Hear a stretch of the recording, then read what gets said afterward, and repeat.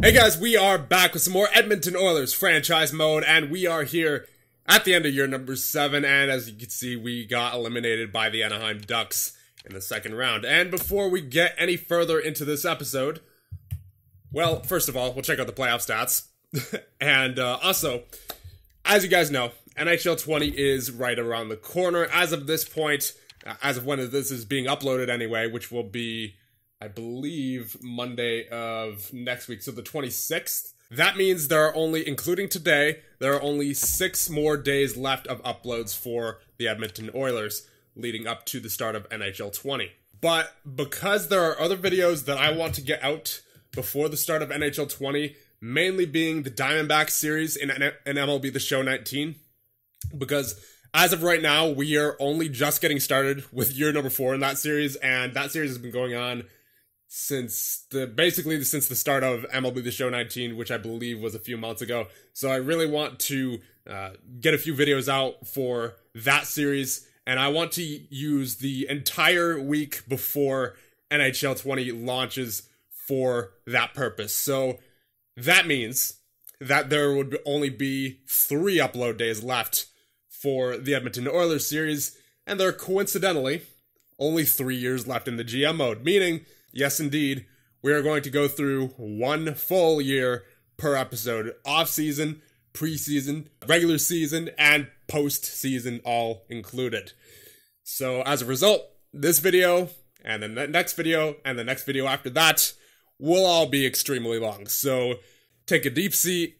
It's gonna be a long one. And speaking of long episodes, I am going to have to save my voice as much as possible in this episode, so I'm not going to be talking in any unnecessary parts where I shouldn't be talking, such as the simulation, and basically we're going to condense a lot of things, such as checking out the stats every month. We're definitely not going to do that in this episode, and I don't know why I'm in the regular season stats when it's supposed to be in the postseason, but I'm not going to be checking out the stats every month like we're used to. I think it's going to be only whenever necessary, like if we go on any losing streaks, or at the half point of the season, and then at the end of the season. That's about it.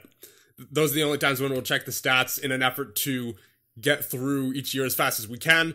And then also, we're going to be doing the entire playoffs in this video as well. So, however far we go, whether that's the first round, second round, third round, or the Stanley Cup final, it's all going to be in this episode.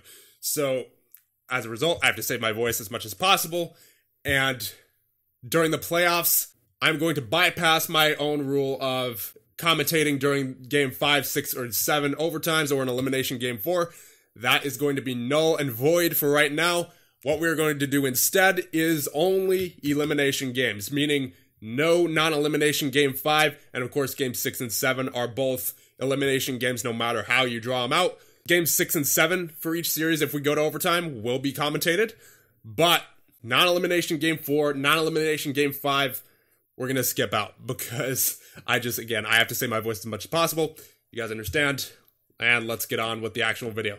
During the playoffs, Leon Draisaitl had 12 points. He was amazing for us. Marner with 10, McDavid with 9, Nuge with 7, Puljujarvi and Merkley with 6, Tierney and Meyer with 5, Barry with 4, Wisniewski and Eller and Wilson and Byram with 3, Klefbom, Borgstrom, Anderson all with 2, and then Comiskey with 1, Santini, McCann, Goldobin didn't play, Larson with nothing. And we're also going to keep the stats very simple. Whenever we check them, it's just going to be the points, and we'll see who is the leader in each category, but not much beyond that. Wilson had 25 hits, takeaways to giveaways. McDavid had 24 to 10, and Puljujarvi with 22 to 12. And were there any fights? I believe I saw Nuge with 1, and then Klefbom also with 1, and then goaltenders, Subban with a .932 save percentage in 12 games played. Not too shabby. And then, of course, Weston Barron got in there for a little bit as well for 10 minutes. But he did well. He did not let a single goal by. And the playoffs are complete. And the Stanley Cup champions are the Tampa Bay Lightning. And the Calder Cup goes to Syracuse Crunch. So a really good year for the Tampa organization. And the draft lottery results. Chicago won the draft lottery. Florida came in second. And Philly got the third pick. Also in the top 5, Pittsburgh and LA. And retirements, let's see if there was anyone on our team who retired. And of course, Crosby retired, Bergeron, Taves, Pacioretty, the end of an era here in the NHL. These three especially retiring. And then Little, Brassard, Hornquist, Turris, Bailey, Simmons, Bufflin, Zuccarello, Green, Bacher. Really only going to read the first page here as, again, have to save my voice as much as possible. Goaltenders, Henrik Lundqvist retired at the age of 43. My goodness. Fleury, Miller, Rask, Dubnyk, Smith, Reimer, Bernier, Kincaid, Poulin, all retiring. Alright, so starting the draft here, there are 3 players that I really want out of this draft, and they're all coincidentally going in the first, second, and third rounds. One of them's ranked 17, one of them's ranked 43, and the other one is ranked 67. So I think we're gonna move up with our first using one of these thirds, or maybe both of them, to get the guy that I'm looking at who is supposed to go 17th. But of course, we'll simulate a little bit here just to see, get a feel for what teams are picking. So Chicago picking first. They, of course, pick the 84 overall medium franchise player in Wilcox. And we're going to sim pick by pick here. Another 84 overall there. Sontag to the Panthers. And we're just going to make sure that our guy doesn't go. Jovanovski, 82 overall to the Flyers. My goodness. Another 84 overall Kane. Kane with a C. 84 overall Pedro Kane goes to the Penguins. My goodness. That is a stacked top 5 there. 82 overall as well. Vance goes to the Kings.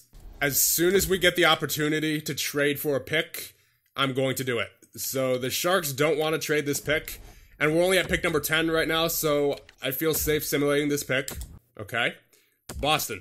Does Toronto want to trade? Yes, they do.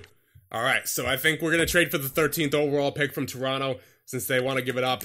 And I really want the player who is supposed to go 17th according to Central Scouting.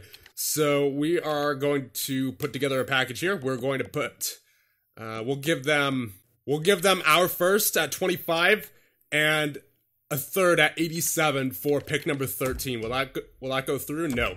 I'll also be including Harry McEachern in this deal. He is a low elite potential, 75 overall, 22 years of age, defenseman who we drafted in 2022.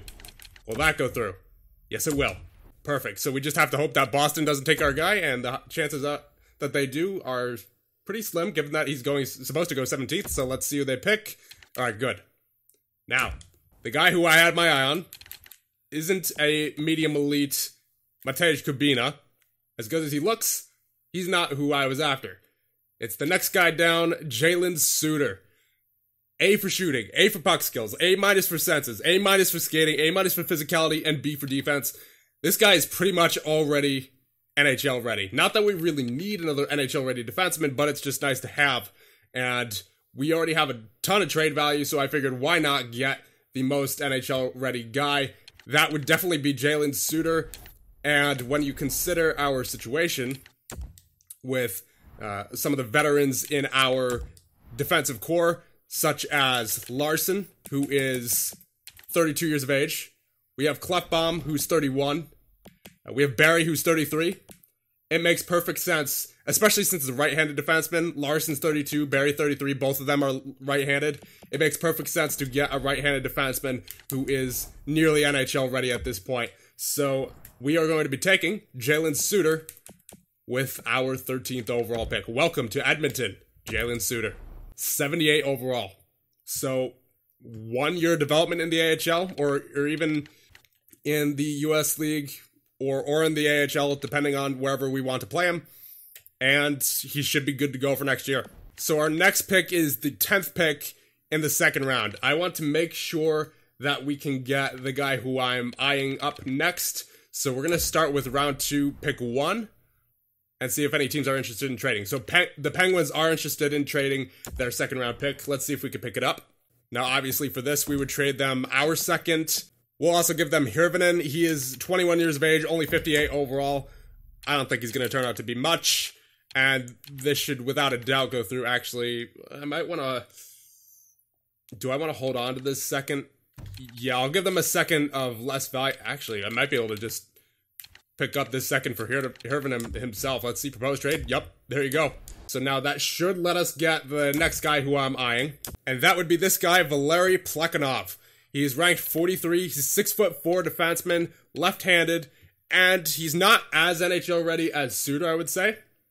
but he's still pretty close. He's got the A-, B, B, A-, B on his attribute grades. And once again, when we take a look at our defensive core, we have Oscar Klefbom, who is 31, and then as well on the left side, we have Stu Comiskey and Bowen Byram. And obviously Comiskey and Byram aren't going anywhere anytime soon, but it would still be nice to get Plekhanov as that third pairing left-handed defenseman, considering he is close to NHL ready. So welcome to Edmonton, Valeri Plekhanov. 77 overall. So yeah, we guessed right there once again.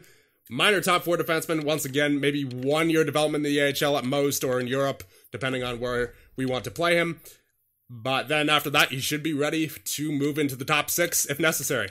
And pick 41 here. We could have technically taken Plekhanov, but I wanted to be absolutely certain that we could get him with the previous pick, and we did. So now, with this pick, we will take a guy who's all the way down here, ranked 67, Andy Wharton, the center, who is 6'4", and he's got some good attributes on him as well. A- for shooting, A- puck skills, B for senses, D for skating, unfortunately, but B- for physicality and defense. So I would say he's definitely the lowest overall of the guys who we've seen so far. I'd say he's also probably in his low 70s, maybe high 60s at the very least. So we're going to be taking Andy Wharton with this pick. Welcome to Edmonton. He's a 71 overall. We're making some really good picks here. And now those were the only 3 guys who I really had my eye on. So now I guess with the rest of our picks, we'll just draft for value. And there's obviously a ton of medium elites here. So, I mean, there's there's obviously several goaltenders. There's 4 goaltenders here. And then we have a defenseman, and then there's a winger. You know what? We could always get those medium elite goaltenders later in the draft. I think I'm going to take the winger, Henrik Ackerman, with this pick. Welcome to Edmonton. With our next pick, we'll take the medium elite defenseman, Jaden Curry. Round 4, we'll go for one of them goaltenders, Earl Woods. And I guess we'll take the other goaltender, Andrew Camilleri. And there's only one low elite here, so I guess we'll be taking Adam Cassian. Do we have anyone pinned? Because there's no one else really left of value. We'll take the low top 6, Matthias Eriksson. And with our last pick, we may as well take the medium starter goaltender, as if we actually needed one, Marek Sekera. There's your draft class for this year. Welcome to the Edmonton Oilers. Suter, Plekhanov, Wharton, Ackerman, Curry, Woods, Camilleri, Cassian, Eriksson, and Sekera. So, players who we are releasing right off the bat would be Lars Eller. He dropped down to his 77 and he doesn't want to sign. We're going to be releasing Nurmi, he doesn't want to sign, and Bodwin, the same thing. We're also going to be releasing Samorukov and Bufflin because they are taking up the top 2 in the AHL, and I want to leave that available for if our 2 new draft pick defensemen are able to play in the AHL. In what are the names? Plekhanov and Suter. So we're just going to release them right off the bat. I'm not even going to tender them. They're not even really worth much at this point in their careers. And we're also going to be releasing Malcolm Subban. Even though he wants to sign, he's dropped back down to an 84. He's still looking for a good chunk of money. And the most important factor here is that Weston Barron is finally a starting goaltender. At age 21, he is an 84 overall now. And I don't want to take any time away from Barron at all, meaning, Subban, you've done us well here, bud, but your time is up. I mean, look at how many goaltenders we have. It's just Barron, Frazee, Ferkner, Connolly, Crawford, Sekera, Camilleri, Woods, and then before we had Subban as well. It's a good thing they toned that down for NHL 20, apparently. Because, I mean, you could just really, with this much value, you can really just abuse the system. We might be releasing Santini as well, depending on what he wants, and especially if he has concerns about ice time. So he wants 1.75 for 1 year. I'll give him that. Well, actually, I'll take him down to 1.65. If he has any complaints about ice time, we'll release him. Barry, I would love to sign for 2 more years. If I could get you for 2 years at 5.8, that'd be nice. And Lars, if I could get you for 2 years as well at, you want 5.1. I'll take you to 4.8 for 2 years. And now we don't need guys like McCann because we have Suglobov coming up from the AHL. He's now an 80 overall, so we can freely just release McCann. There's also Stefan Bjorkstrand who might be coming up. He's a 4th line forward now, so we're going to be releasing Nikolai Goldobin. We're going to be releasing the two guys that we got in that trade with the Boston Bruins, Lynn and Summers. We don't really need them. We're going to be giving Byram and Merkley 6 years each. Want to put them on their own length. They will be taken till they're 30 years of age. I think that's a good contract length for them. Byram wants 6.375. We'll give him 6.1 for 6 years. And Merkley actually does want 6 years, so we'll give him a little bit of a salary cut here at 4.846 mil. Now, that means the only guys left to sign are Suglobov and Tierney, who I'm going to hold off on. I just want to see how much cap we have left. Barry accepted. Larson rejected. Santini accepts. Balsers, Frazee, Barodi, Merkley, Byram, Primu, Wisniewski, Hautanen, Sim, and that was the other Wisniewski, by the way, not Nikita Wisniewski. It was the the brother, the supposed brother of Nikita Wisniewski. Ooh, that's big. McDavid's coming up this year, boys. He has 1 year left on his deal. He's a 96 overall. We can't even see what he wants yet. Oh, that's going to be... He's probably going to ask for around 16, 17 mil, is my guess. So we're going to have to prepare for that as well. And that might be where guys like Klefbom and maybe Larson as well get cut. So you know what? I might give Larson a 1 year deal. Yeah, 1 year for... Let's give him what he wants at 5 mil. Or actually, I'll go to 5.1. So we still have Tierney and Suglobov. I think I would sign Tierney, for sure. He was solid for us last year. He had 31 points on the fourth line, and he had no power play time. He had a 63% on faceoffs when he took them, 68 hits, and he had a good ratio as well. And he had some points in the playoffs as well, so that helps his case for sure. I'll give him 1 year at... I don't want to overpay too much for him. I think the most I would go for Tierney is 3.25. If he rejects that, which he likely will, we'll probably just release him to free agency and see if we could get him back then.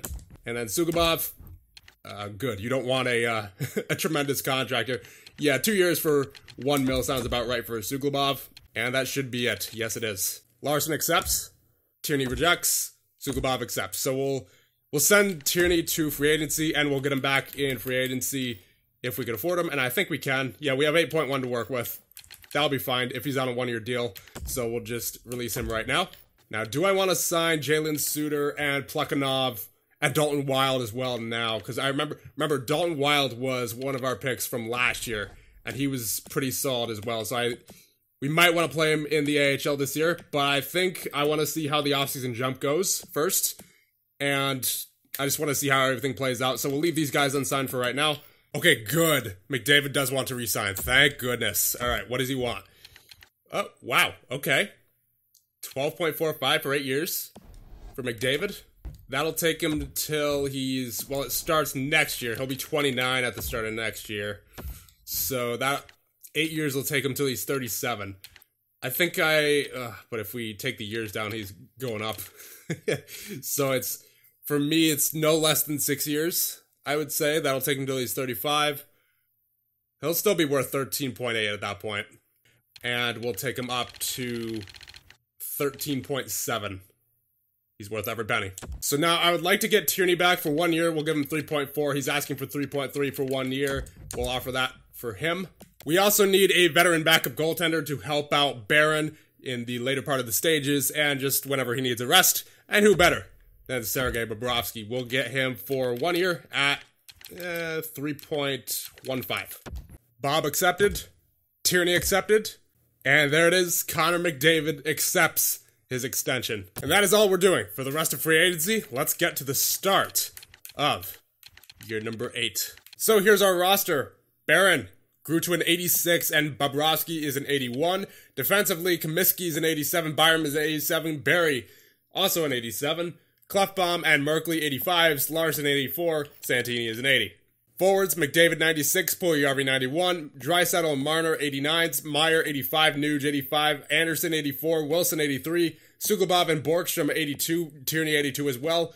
Wisniewski, 81. Bjorkstrand, 80. And Dalton Frazee is actually a 78 overall, so we'll call him up as well, so that we don't take any time away from Ferkner.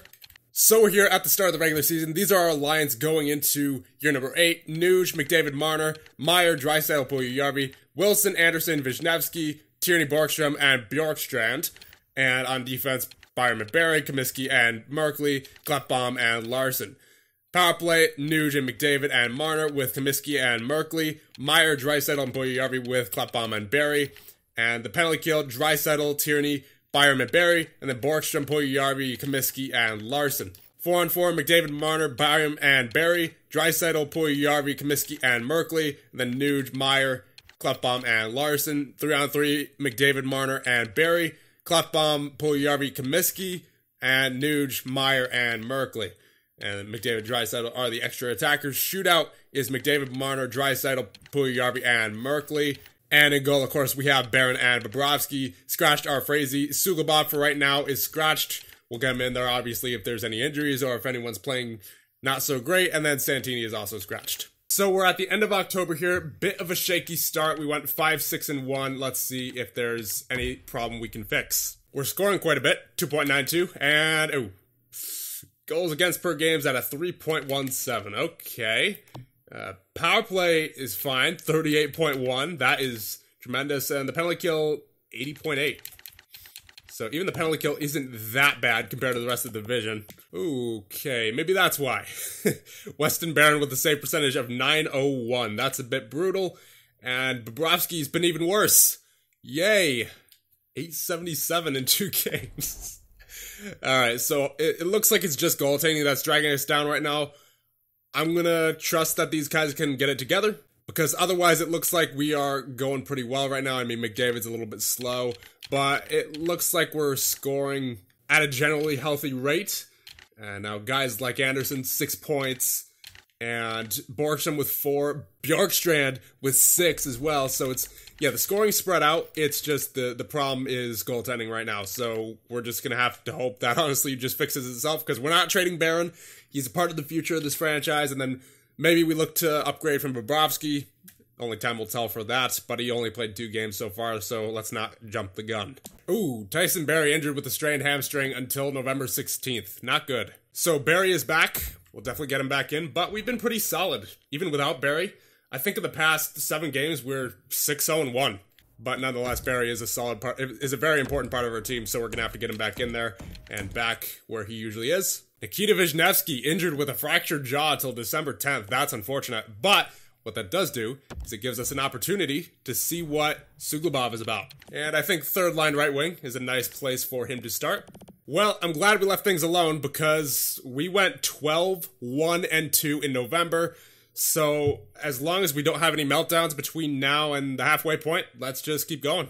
But before we do, we're just going to check out the stats of Barron and Bobrovsky, because that's kind of important. So Barron has that from a .901 up to a .911 save percentage. So as of recent, you got to think that's at least a .920. And as for Bobrovsky, oh yeah, okay, that's much better. .947. That was at an .877 before. So he's made some huge saves as of late. Let's keep going. And Nikita Wisniewski is fully healed and available to play. Let's check out who Suglobov did. He, in 5 games, had 2 goals, 1 assist in 12:48 of ice time. Let's see how he did defensively. +2 and 4-6 is his ratio. Not much of a hitter. How has Wisniewski been doing? Yeah, I think I like Wisniewski on that third line a little bit better than Suglobov so far. So we'll take off Suglobov and get Wisniewski back in. So we are at the halfway point. In December, we went 8-6-1. So pretty good. We're still in a decent playoff position. Let's check out all the player stats real quick. 40 points for Marner, 39 for McDavid, 34 for Puljujarvi and Nuge, 30 for Draisaitl, 26 for Barrie, 19 for Anderson, 17 for Merkley, 16 for Meyer, 14 for Wisniewski, 14 for Wilson, 13 for Borkstrom, 12 for Bjorkstrand, 12 for Byram as well, Comiskey with 8, Klefbom with 7, Tierney with 6, Larson with 5, Suglobov with 3 in 5 games, and Santini with 3 in 4 games. Faceoffs, Draisaitl with a 60.3%, McDavid with a 55.6%, Anderson with a 49.9%, and Borkstrom with a 49.8%.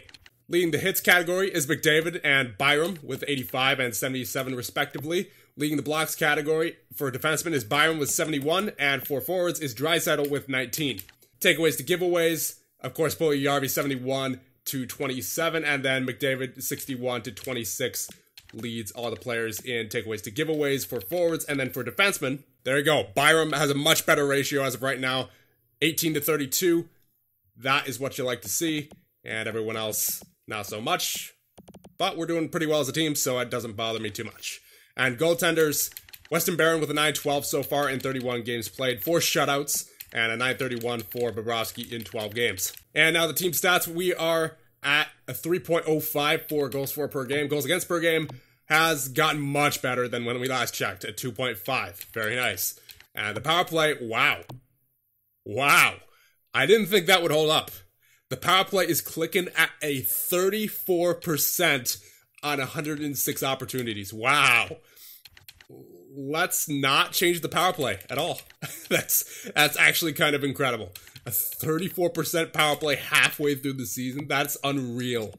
That is unreal. And an 81.4% penalty kill. So it's gotten a little bit better since when we last checked. So, yeah, really no complaints about this team. Let's just keep going. So we are at the pre-trade deadline in February. And in January, we went 5-4-2. And so far in February, we have gone 7-2-1. I don't think there's much reason to worry. We have a very solid team, and we're seemingly, for the most part, consistent, and we're 12 points ahead of the wild card. So I don't think there's really any reason to worry. I'm very confident in this group of players. We have some veterans basically everywhere. We have veterans at forward with Nuge, who's 32 now. McDavid's 29. Marner's 28. Puljujarvi. All these guys are so experienced and should know how to win in the playoffs. And then defensively, you got guys like Barry. You have Klapperbaum and Larson. And then in goal, you have Sergei Bobrovsky mentoring Weston Barron. So I like this group of players. Let's go into playoffs with them. So we're at the end of the regular season now, and post-trade deadline, we went 10-7-2, so nothing too impressive, but nothing that's going to destroy our chances at the playoffs. I wouldn't imagine. We should be in with no questions asked in the divisional spot. Yes, indeed, 103 points. We didn't clinch the conference this time, but we did get into the playoffs, and it looks like we'll be facing the Anaheim Ducks here in the first round, so that'll be a very interesting matchup, especially given our history against them. So let's check out the stats for all the players and the team stats, and then we'll, of course, not end things up because we're going straight into the playoffs. So goals for per game, we were first in our division, 3.06 goals against per game. We were third in our division, 2.49, pretty good. Power play, it obviously dropped off a little bit towards the end of the year, but you can't really expect to maintain, what was it, like a 37% all year, or 34, whatever it was. 30 anything for the power play is insane. So, I mean, the fact that it even stayed close to a 30 at the end of the season, 29.8, it was effectively a 30. That's impressive in itself. So we're not touching the power play at all. And the penalty kill got progressively better as the season went on. So it's an 82.4 now. I think that's reasonable enough to carry into the playoffs. We went 6-3-1 in our last 10. Pretty solid. We had 6 shorties as well. And points. McDavid with 85, Marner with 77, Nuge with 66, Puljujarvi with 58, Draisaitl with 54, Barry with 50, Meyer with 40, Merkley with 37, Anderson with 36, Wisniewski with 32, Wilson with 30, Borgstrom with 25, Bjorkstrand with 23, Tierney with 21, Byron with 16, Comiskey with 15, Klefbom with 15 as well, Larson with 8, Suglobov with 3, Santini with 3. And as you can tell, we got pretty lucky with the injury bug this year. We only had a couple of injuries. Barry got injured for a few games. Wisniewski got injured for a few games. McDavid led shots, as usual, by almost 100 more than Marner in second place with 284. Marner had 188. Faceoffs, Draisaitl had a 57.9. McDavid with a 55.4. Borgstrom with a 53.8. And Anderson with a 51.2. So all of our centers above a 50. That's what you like to see. Leading the hits department, McDavid and Comiskey with 154 and 141 respectively. Leading blocks for defensemen, Bowen Byron with 120, and then for forwards, Leon Draisaitl with 33. Takeaways to giveaways, 141 to 53 for Puljujarvi and 127 to 47 for McDavid. Everyone else down here, we'll just quickly go through so you guys can pause if you have to. Check out the stats if you want to. And once again, I have to save my voice as much as possible, so we're just going to kind of fly through this here. Wilson with 4 fights, 1 for Barry, 1 for Nuge. And goaltenders, Weston Barron was pretty solid all year. 11 shutouts? Are you kidding me? As a rookie? Let's go, Weston Barron. 921 save percentage to accompany that with a 234 goals against average. Bobrovsky in 22 games with a 914 and 259 goals against. So, yeah, he's Weston Barron in his rookie year. first full year, I should say, definitely impressed. He had a better save percentage than he had last year, and there hasn't really been one single season in the simulation so far, besides maybe the first 2 in the US League, but he wasn't even pro at that point. All the years that he's been pro, he's been pretty good so far. So I'm hopeful that he can carry that over into the playoffs. Now, that is the one major wild card here, is Weston Barron and how he performs in the playoffs. I'm hoping that he performs like a stud that we know he is, as opposed to another goaltender who we don't talk about. If you know, you know. That's all I'm saying. If you watch New Jersey and NHL 17, you would know. Or if you've watched any videos where I've referenced this player countless times. Anyway, let's get into the playoffs who we're facing. It should be the Anaheim Ducks. And yes, indeed it is. All right, we're back. Just had to switch the recording file and save the game so that we didn't lose anything, because I've been going for almost 2 hours now. And depending on what happens in the playoffs, we may potentially have another hour or an hour and a half in front of us. So here we go. Playoff series against the Anaheim Ducks. Let's check out their lines and see what they're all about. They should be not much different from last year when we saw them. So first line, Nick Ritchie, Rickard Rakell, and Andre Kasha. Second line, Landeskog with Steele and Hinostroza. Third line, Kopaka with Lundestrom and Comtois. And the fourth line, Maroon with Hayes and Silverberg. Defensively, Oleg Brelin with Hampus Lindholm. And remember, he was one of the franchise guys that the Devils drafted in 2022. I guess because he was in free agency this year, they must have either offer sheeted him or they traded for him, and the Devils must not have been able to sign him or something, because, yeah, that's a bit odd. And he played in the AHL? Maybe that's why. Maybe that's why he chose not to re-sign with the New Jersey Devils. My goodness. They played him in the AHL for a full season last year. Literally last year. Wow. All right, so I guess it didn't work out there for Brelin in New Jersey. Now he's here with the Anaheim Ducks, and wow, man, that's unfortunate. Now all of a sudden we have a tremendous tandem going up against in Brelin and Lindholm, and them two are better than any defenseman we have. So it's going to be tough. It's going to be tough, and that's unfortunate because we lost to the Ducks last year. So I'm really hoping that this is the year we push through the Anaheim Ducks. And on the top 4, they have Manderville with Slavin. Great, they got Slavin too. And then Jacob Larson with Cam Fowler. That's a impressive defensive core. Goaltenders, of course, they have John Gibson and Eric Comrie. Man, Gibson plus that defensive core is going to be extremely tough to score on. We have to make our chances count here, because they certainly are not going to give us too much. So here we go, into game number 1. Not really looking forward to this, but we are at home, so maybe we have home ice advantage, but I mean, it's just barely. I think we're equal in points, aren't we? Yeah, because they have one more regulation win than we do, or one more win in general. They have 48 wins to our 47, and we have 9 overtime and shootout losses to their 7. Yeah, we're tied for points. All right, so this should be a very interesting series. And remember, we are not going into any overtimes unless it is elimination because of the format of this video. First period, nothing doing. All right, second period, nothing doing as well. Jeez. Gibson plus that defensive core. I knew it. They're not giving us anything. We have to make our chances count when we get them. Come on, boys. Get those shots on that power play, please. No. Those power plays.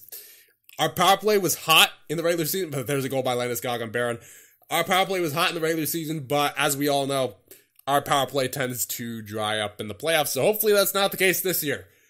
But we lose game number 1, 1-0, off a goal by Gabriel Landeskog on our rookie goaltender Barron.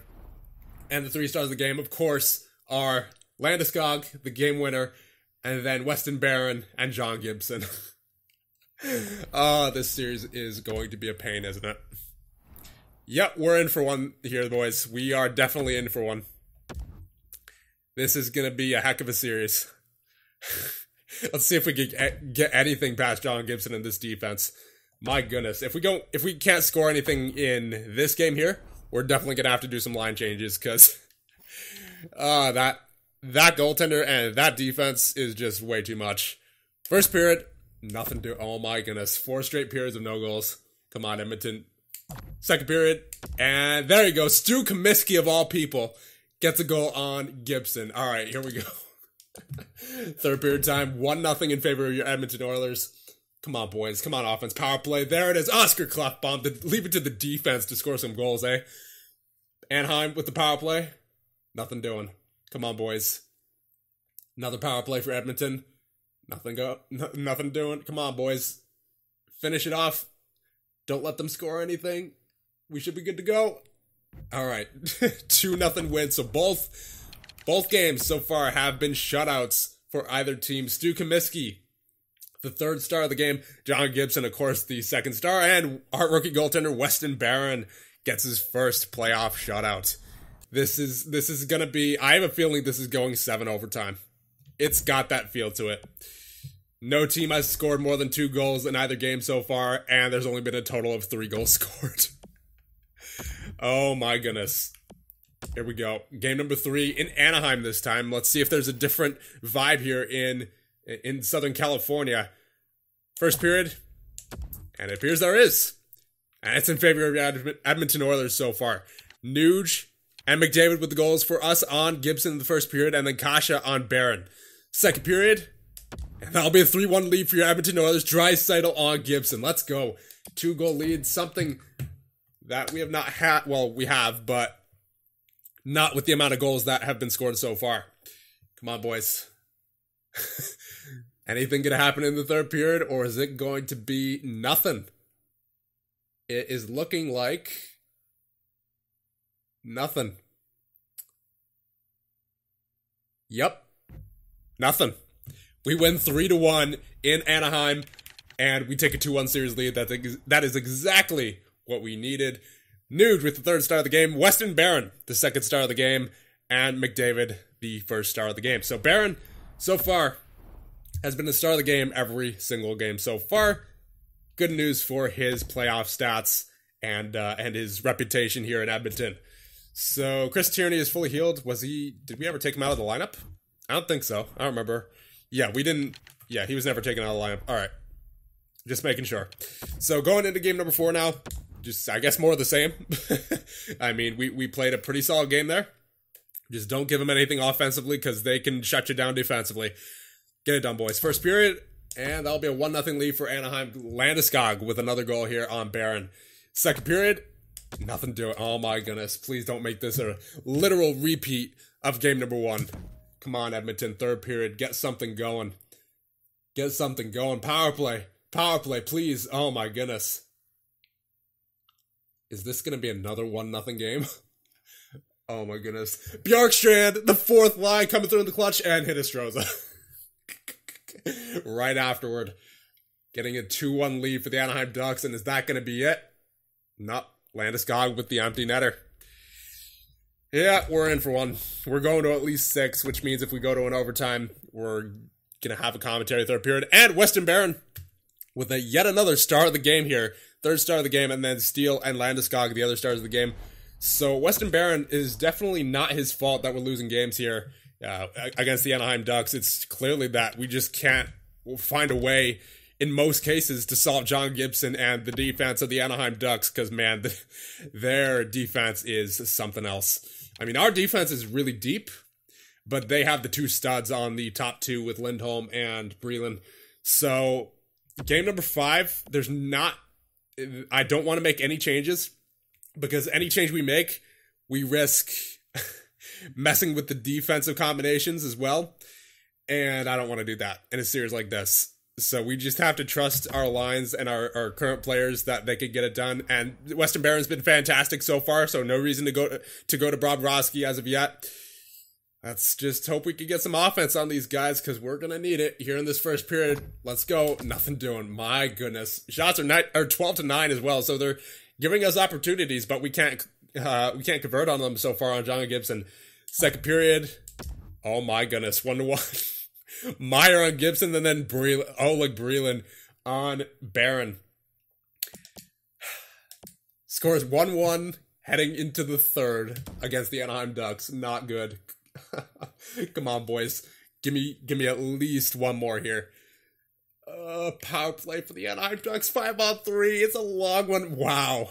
Good kill, boys. Very good kill. Thank you. Power play. Yes. Draisaitl on Gibson. Let's go. 5 minutes remaining. Can we do it? Can we hold on? Let's go. 2-1 victory over the Anaheim Ducks. We're going, well, not going to Game 7 because we're of course up 3-2. I really hope we don't have to go to Game 7. I'll say that much. Meyer, third star of the game. Draisaitl, the second star of the game. And Weston Barron, for a 5th consecutive game, is in the stars of the game and is the first star of the game with 28 saves and only 1 goal against. So Weston Barron, I'm very interested to... Let's see Weston Barron's save percentage so far. I guarantee it's got to be at least in the 930s, if not 940. Somewhere around that. 964. Are you kidding me? Let's go, Barron. If we end up losing this series, one thing is for sure. It's definitely not this man's fault. Let's just leave the lines the way they are. I'm obviously a little frustrated by the lack of scoring here, but we seem to be containing them defensively. So that is the most important part, and we're not making any line changes going into game number 6. Let's get right to it, not wasting any time so that we can get this done as fast as we can. First period, and that'll be a 1-1 game. Kasha with the first goal on Barron, but then Elias Anderson with a goal on Gibson. All right, come on. Second period, nothing doing. Oh my goodness. all these tight games. Third period, come on, Edmonton. Don't let me down. Don't let the fans of Edmonton down. Let's finally get past the Anaheim Ducks and their tremendous defense. Connor McDavid, captain clutch on Gibson. We lead 2-1. Draisaitl on Gibson as well. The big guns coming through in the clutch. Come on. 8 minutes remaining. Can we get past the Anaheim Ducks for the first time in seemingly forever? We can. Puljujärvi with the empty netter. We win the series in 6 games. What a series. What a series. We had 48 shots on the net as well. We overwhelmed their defense and John Gibson in that game. And Weston Barron, for the 6th consecutive game, is in the stars of the game. And for the 2nd consecutive game, is the first star of the game. 27 saves, 1 goal allowed. Draisaitl and Puljujärvi on there as well. My goodness. I want to see... I don't want to see Elias Anderson with an injury. No, I do not. But it's luckily only until April 25th. Is this second round going to start by then? I think it might. Let's edit lines manually. It might be... It's the 19th right now. It might be game number 2 when he comes back. So that's not that bad. We'll get the other guy, Suglobov, in there. But man, let's just admire Weston Barron's stats once again, because 964 maintained a 964 in 6 games during the NHL playoffs as a 22-year-old. That's just incredible. If he can somehow, I'm not gonna say it, because if I do, I'm going to jinx him. I guarantee you. Well, I'll mention that at the end of the playoffs if we win the Stanley Cup. Let's just go forward to the end of, to the start of the second round. See, it looks like it's going to be the Vancouver Canucks. And yes, indeed. So, Elias Anderson will be back by game number 2. That's good news. We have to go 1 game without him, but it's not the end of the world. So, let's check out the lines of the Vancouver Canucks. We have Craig Carter, oh yeah, right, these guys. Ugh. That is a dirty first line. Craig Carter, Elias Pettersson, and Patrick Kane. Second line, Bo Horvat, Sammy Blais, and Yaroslav Likachev. Third line, Carl Grundstrom, Dylan Cousins, and Ty Ratty. Fourth line, Sven Berchi, Cole Lind, and they have Jet Wu on offense, so they must have an injury at least. And then on defense, they have Quinn Hughes and Sami Niku, Toy Krug, and Justice Reinprecht, and then Olli Juolevi and Urho Vakanainen. And in goal, they have none other than Thatcher Demko. So going up against John Gibson and Thatcher Demko back-to-back. How's he done so far? Great. 948 save percentage. We can't catch a break here. We're not going to beat the Vancouver Canucks by just talking about them. We're only going to beat them by actually playing the series and winning the games, of course. So let's get to it. Game number 1 here in Vancouver. They had more points than us, of course, so they get home ice advantage. First period, nothing doing. My goodness. Second period, and that'll be 2 goals for Vancouver. Blais and Kane on Barron.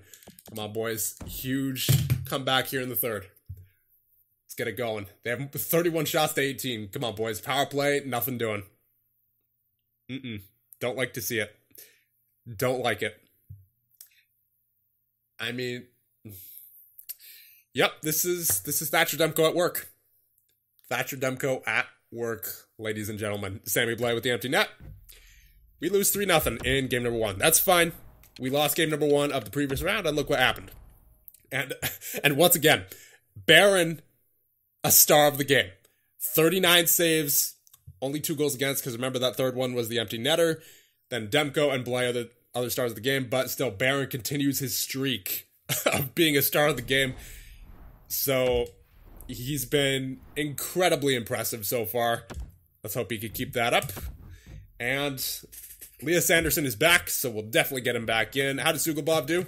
Nothing in the one game that he played, of course, because we, well, got shut out. And let's see what he did defensively, though. 1 giveaway, 1 hit. I think, yeah, Anderson is definitely more effective than Suglobov is at the moment, so we'll get Anderson back in. Come on, boys. Big game right here. I don't want to go down 2-0 to Thatcher Demko. That's right, I said it. Thatcher Demko, not the Vancouver Canucks. Thatcher Demko, because he is the key to this series for the Vancouver Canucks. If we can get past Thatcher Demko, we can get past the Vancouver Canucks. Here we go. First period. There you go. Leon Draisaitl with the goal on Demko. Not going to get too excited, because I know that the Canucks are capable of scoring. And they're also capable of shutting us down for the rest of the game. So let's not get ahead of ourselves here. Second period. There you go. Draisaitl again and Bjorkstrand on Demko. Let's go, boys. Third period. Now we can get a little bit of hype because we have that 3-goal cushion going into the third period. Maybe get me 1 more for insurance. There it is. Puljujärvi on command. And Stefan Bjorkstrand, 1 more for good measure. Looks like we have this game all wrapped up.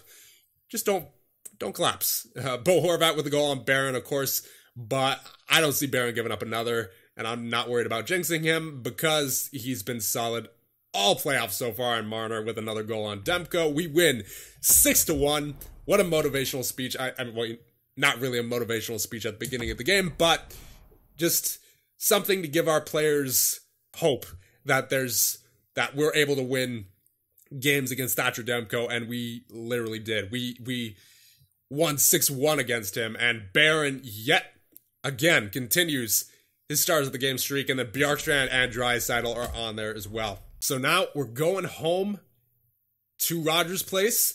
We've proved that we can score on Thatcher Demko. This is not like John Gibson, where it was consistently just 2-3 goal game, well, like 1 or 2 goal games actually, and scoring no more than 3 goals in the game, maybe throughout both teams. We've proven we can score on this team in Vancouver and on Thatcher Demko. We need to make sure now that that stays consistent. First period. There you go. Connor McDavid on Demko. Not going to get too excited. Second period. Yep, that's why. Ty Ratty on Barron, and they shut us down in that period. 17 shots to 22 in favor of Vancouver. Let's get it going. Third period. Come on, Edmonton. Get me a goal here. And Patrick Kane on Barron. That's fine. We know we can score on Thatcher Demko. We just have to keep that in mind. And maybe psychology lets us score on Thatcher Demko. 3 minutes remaining. Nothing doing. All right. So, that's unfortunate. But the good news is that yet again, Weston Barron is the first star of the game. So I don't know how he's doing it, but he has been absolutely insane so far in these playoffs. He's giving us a chance to win every single game. We need to help out the kid. Come on, boys. Let's help out the kid. He's helping us out tremendously. Let's go. Give him a game. First period. Nothing doing. Patrick Kane on Barron. You don't like to see it. Second period. Cousins on Barron, but then Puljujärvi on Demko. So we've scored one. And that's the key to getting to Demko. That was late in the period, too. So maybe we go into the third period with some confidence here. That we are definitely capable of scoring on Demko, as we had just proven just now. Come on, boys. Get it going. We have more shots than them, too. We're outplaying them. Puljujärvi with the game tire. Let's go, Puljujärvi. Power play for Vancouver. Please don't. Thank you, Kill. Thank you, Kill. Come on. Get one more. Get me at least one more. Get me two more, preferably.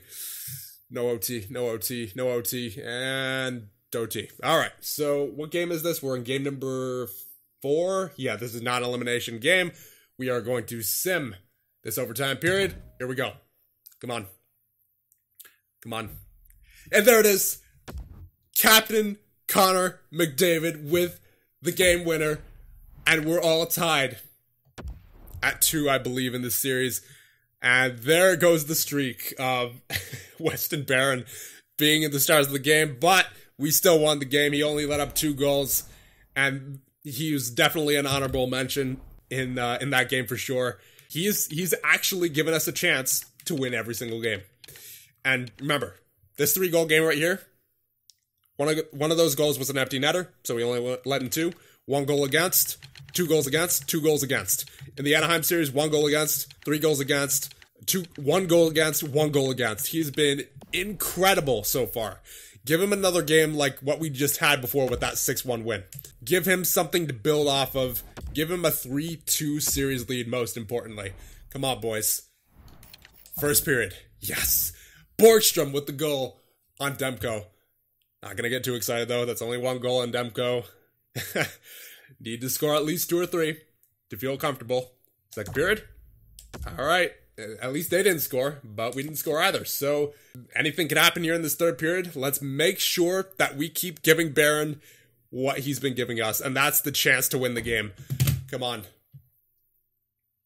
Give us an insurance marker. Someone on Edmonton, get me an insurance marker. Power play. Power play. Nothing doing. Come on, boys.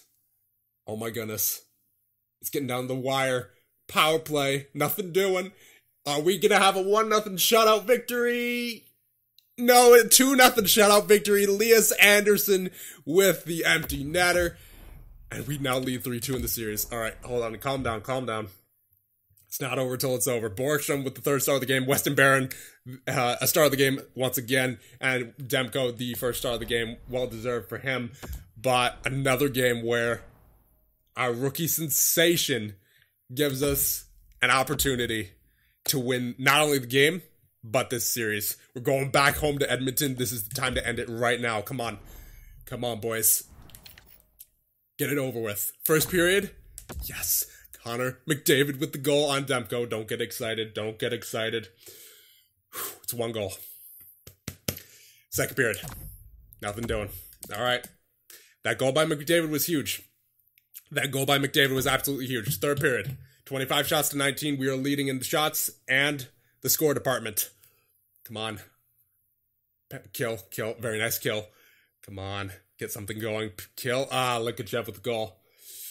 All right. That's fine. Quinn Hughes on Barron. Not good.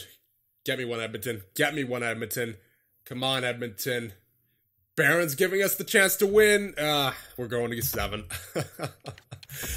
Barron once again. Only let up 2 goals. He's on the stars of the game once again. McDavid, another star of the game. But Thatcher Demko and the Vancouver Canucks not making it easy on us. Man, I would love to, you know what, let's check out Barron's save percentage again, because we've gone through a lot now in the playoffs. We're almost halfway through the playoffs at this point. He has managed to keep a .957 throughout 12 playoff games in the best hockey league in the world. Wow. Let me tell you, he's getting a pay raise. He's on his contract year. He is definitely getting a pay raise, no matter what happens here in this game number 7. Oh, man. All right, here we go. Game 7, going right into it, not making any changes. We got to hope the simulation's on our side. Let's go slow simulation the entire game. It's a huge game. Draisaitl right away on Demko. That's a huge goal. Let's go. Build on it. Build on it. Build on it. Someone on the Edmonton Oilers. Ty Ratty. Former Edmonton Oiler figures. I guess I should have specified. Come on, boys. Come on, boys. Get me something before the end of the second, or the end of first. All right. That's fine. We're tied going into the second. I'll take it. At least we're not down. Second period.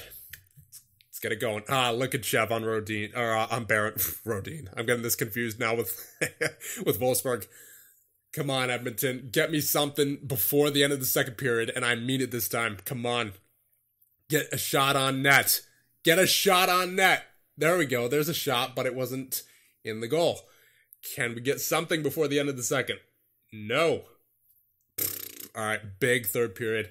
Possibly one of the biggest third periods you guys have ever played. Come on, boys. Get me something. Get me something. Power play. Power play. It's a long one. How do you not convert? Oh my goodness. Oh my goodness. Come on. Barron still giving us the chance to win the game. Someone get anything on Edmonton. Anything. Anything. I'm sorry, Barron. I'm so sorry. That's a disappointment. And Barron's not even on 3 stars of the game. He deserves to be... If we went all the way, like, it would be completely because of the play of Weston Barron. This man was amazing. 13 games played, 954 save percentage, and 2 shutouts. This man is insane, and he proved that he can be, and will be, an elite goaltender at the NHL level. Oh my goodness. He's going to get a substantial pay raise this offseason. And of course, I don't think we really need Bobrovsky at this point. He's probably going to drop further than he already has. And he was more or less just insurance, just in case Barron didn't work out in his first full season, but boy, did he ever. 954 save percentage during the playoffs, and he had a 921 during the regular season as well, so he did solve for himself there. And yeah, it's going to be an interesting offseason for sure, with McDavid's new contract kicking in, and then of course guys like Weston Barron, for instance, and then with our young guys who we just picked in the draft earlier this episode, who are nearly NHL ready. It should be interesting to see their growth, and it'll just be an interesting reigning 2 years all around. But that sucks that we couldn't get it done. We couldn't get it done for poor Barron, because he's not old, right? He's only 22, but it just feels so. When your goaltender plays like that, and then you don't pull through for him, it just sucks that much more. See you guys in the next one.